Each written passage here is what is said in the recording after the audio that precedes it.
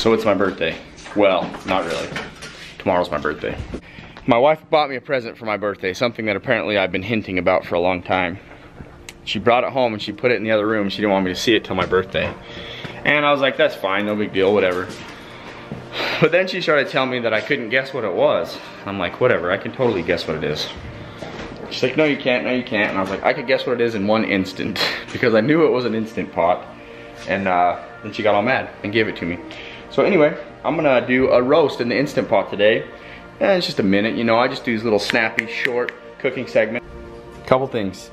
This is a frozen neck roast. Sometimes like, I'll just rough wrap these things if I'm in a hurry. And then they have to be cleaned up before you cook them. So this one's frozen, so I'm gonna do a quick thaw method that a lot of people say you shouldn't use, which is warm water. And then I was also noticing this showed up, you guys. And it's got tons of goodies in it that I'm gonna put to work right now on this thing actually. The best thing is it has a snack in there, but like, look at this. This is the item that I was so stoked about. Replaceable blade, outdoor edge knife. Anyway, Hunter's Hall, I know you guys have seen those before, but I'll put a link in the description if you want to check these things out. They're a sponsor, they're awesome, thank you. Anyway, back to this roast. Get my brine bucket out from the old turkey that I washed all up, and we'll get after this thing. So that's what it looks like all cleaned up. It's got a lot of connective tissue, there's a lot of sinew and stuff in the neck, and that's why I'm gonna pressure cook it for a long time. First thing I'm gonna do is I'm gonna put this thing down the bottom. I'm gonna add some beef broth, like up to here. Throw the roast in, which I'm gonna have to cut because it won't fit now. I'm gonna leave it alone for about an hour. So I added jalapenos, sriracha, minced garlic, onion flakes, beef broth. I'm gonna throw some salt and pepper on it, lock her down for an hour because it's still frozen.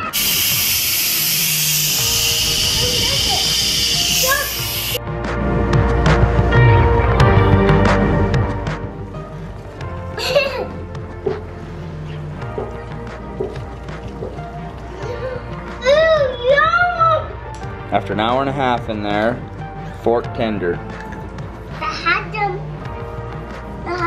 Yeah, but don't touch it for a minute, okay? Is it hot? Flavors.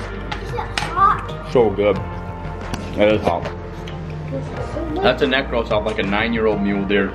Super rutted up. It's delicious. Well, that's kind of frustrating. I just spent forever messing with my new camera. Trying to get it to shoot, like, it's kind of dark in here. Trying to get it to shoot a little bit lower light. Can't make it happen, but this little vlog camera works so good. So I guess I'm gonna shoot on this until I get that thing figured out. Might not be smart enough to ever make it happen, but we can hope, right?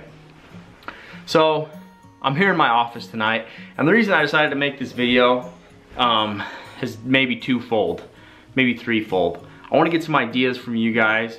I value your feedback a lot. I get a lot of good comments and stuff. I love hearing from you guys, so I kind of want to know. I also wanted to address a couple things. One being the Nevada shed closer. Now I know a lot of you guys don't care about this, doesn't relate to you. Some of you I know it does, so I'm gonna be brief. Here's my thoughts on this. It's kind of what I talked about the other night, right? Harassment's illegal. We don't need to make additional laws to make it happen. I just want to let you guys know this. I'm gonna abide by this law because I'm a law-abiding guy. There's an outlet for expressing frustration. That's kind of what social media is. But I'm not gonna go break the law because I disagree with it.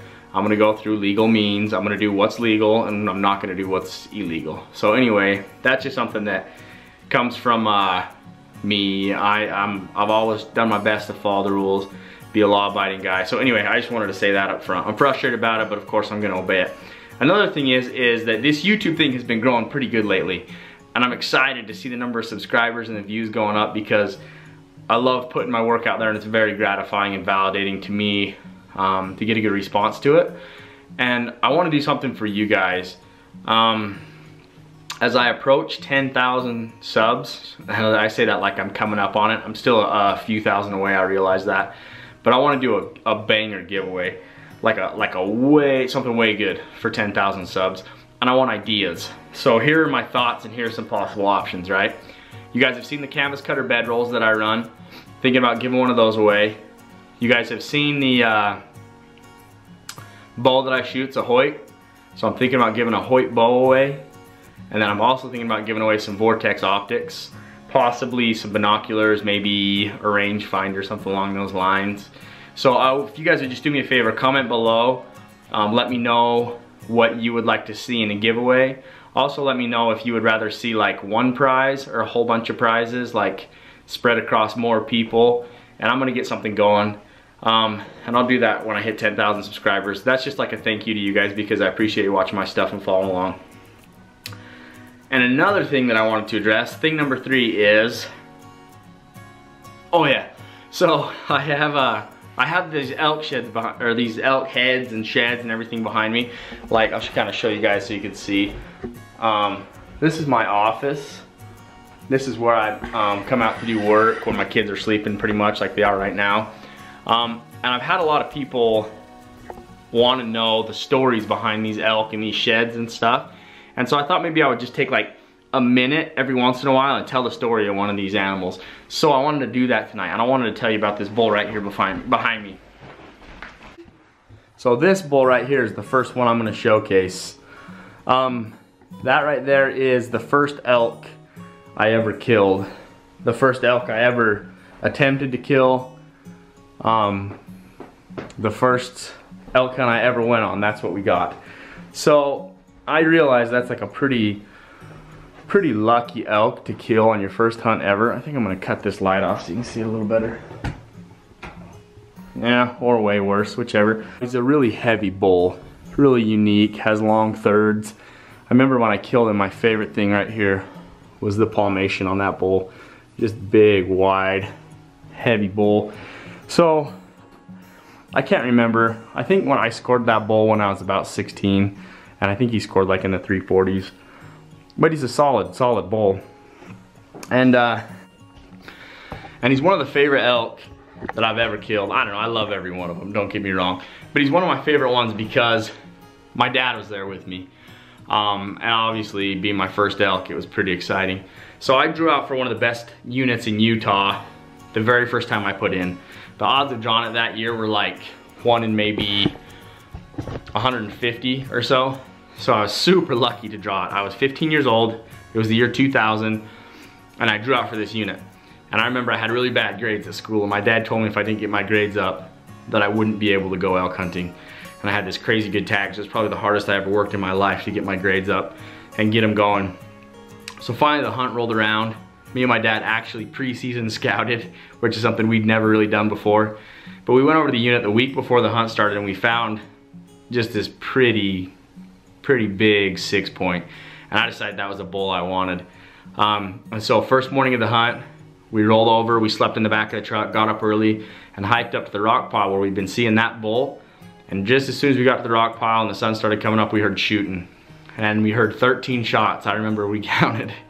And we sat there on the hill and we watched this kid, just a young kid, younger than me, tip over this bull and kill it.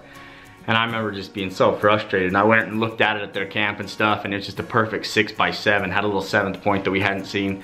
So I was a little disheartened, but it was the first day, I was on cloud 9, and I was like, whatever, you know, this is just gonna be a fun hunt. I wasn't gonna let anything discourage me or get me down. So we decided to change parts of the unit. We had a friend who was hunting the other end of the unit, so we went over and met up with him. And he told us that there had been bulls screaming all over. So we got there in the evening, and me and my dad went in the trees and started calling. And we called him this little raghorn 4-point bull. It came up to 15 yards, and it was so close for so long. I remember whispering to my dad, should I shoot him or should I let him walk? And my dad's like, you can shoot him if that's what you want to take home and show your friends. And I'm like, I better pass him. So the next morning we got up and we drove down the road to where we were gonna go, and we got up to where there was this pond. And as soon as we got close to the pond, we could see that there was elk on it. So we got out, put our binoculars up, and my dad says, shoot that bull, shoot that bull. And I looked and I could see this bull on the pond with about 20 cows. I got a rest and I shot that bull at 409 yards. The guy that I was with, he had a tag as well. He shot at the bull too. We both hit him. We got down there, the bull got up and went up the side hill. I shot him again and he went down. And I was on cloud 9. Well, part of me was on cloud 9. Part of me was mad that this other guy had shot the bull as well. I've never really told anybody about that, but I was pretty butthurt that that dude had shot the bull as well. But I got over it. Anyway, we cleaned him out, took him home, and that's how I got that bull right there. A lot of people told me that I should just quit elk hunting right then. They're like, I mean, I'm probably not being serious, you know, but they told me, you'll never kill another bull like that. And I always wanted to prove them wrong. I set out to prove them wrong. And guess what? I proved them wrong, because that bull's bigger. Anyway, so that's just the story of that elk right there. My first elk. If I can find some pictures of me as a kid with this bull, I'll dub them in so you guys can see what it looked like. See what I looked like as a young child with glasses and tennis shoes out in the hills killing big elk. But that was my start into elk hunting, and I've been absolutely obsessed with it ever since. It's my passion 100%. I love to hunt everything I can. I love to pick up sheds, but elk hunting just does it for me. So anyway, that's kind of the story of that bull right there. I'll probably do a few more of these as time goes by. I've got my first archery bull in here. That's a public land rifle bull over the counter.